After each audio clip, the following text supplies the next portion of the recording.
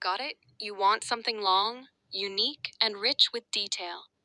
Here's a full, original short story crafted around your prompt. When Isaiah spoke, it was July in Dalton, Mississippi, and the air was so thick you could chew it. The town had one store that everyone used, Crenshaw's General. Old wood panels, faded whites, only signs that had been torn down decades ago, but whose spirit still hovered in the corners like cigarette smoke when Isaiah Cross walked in. The chime above the door sounded like a gunshot. The conversations died mid-sentence. Mrs. Tilley, who was bagging flour, pulled her grandson closer Earl behind the counter, squinted at Isaiah like he was sizing him for a coffin.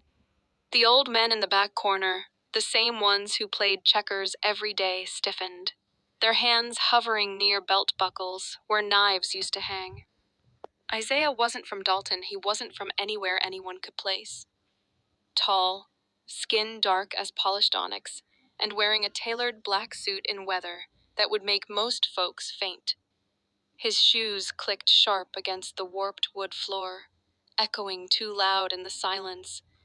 And then he spoke, not loud, not angry, just steady.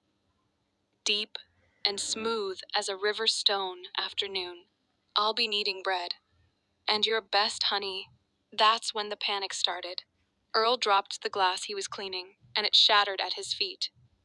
Mrs. Tilley started whispering prayers under her breath, her lips trembling. One of the checker players clutched his chest, thinking it was a heart attack. Because when Isaiah spoke, it wasn't just words. It was memory, it was truth.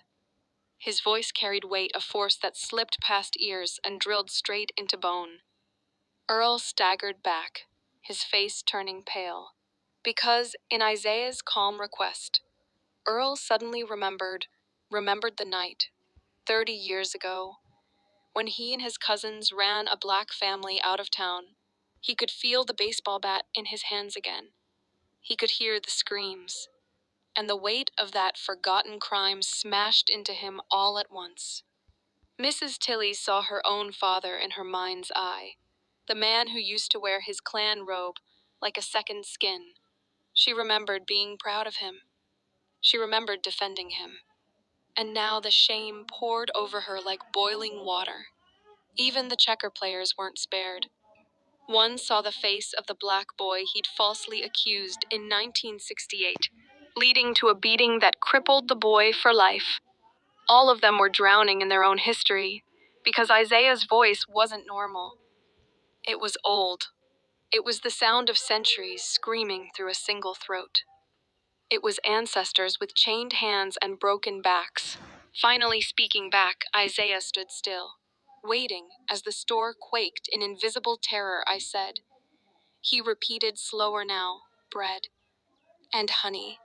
No one moved. Earl fell to his knees, sobbing like a child.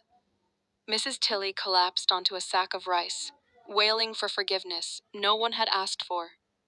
One of the old men ran out the back door and kept running until he collapsed in the dirt road outside. Isaiah walked to the shelf, took a loaf of bread, found the jar of honey clover from a local farm. He placed exact change on the counter where Earl was still weeping. Then he looked around the room, his eyes as deep as the sky before a storm. You can stop pretending now. The past didn't die. It just learned to speak with that. He turned and walked out, the door chime clanging behind him. The news spread.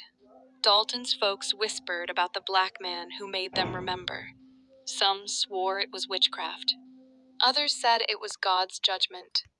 But deep down, they knew the truth. Isaiah Cross wasn't magic. He was a mirror they'd spent their whole lives avoiding. And in the weeks after, strange things started happening. Earl closed the store and left town. Mrs. Tilley donated her land to a civil rights museum.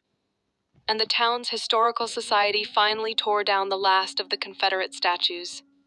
No one saw Isaiah again. But sometimes, late at night, folks claimed they could still hear his voice, soft and steady, rising like wind through the pines. And every time they heard it, their hearts clenched, and they remembered the past is never gone. It just waits for someone brave enough to speak it out loud. End.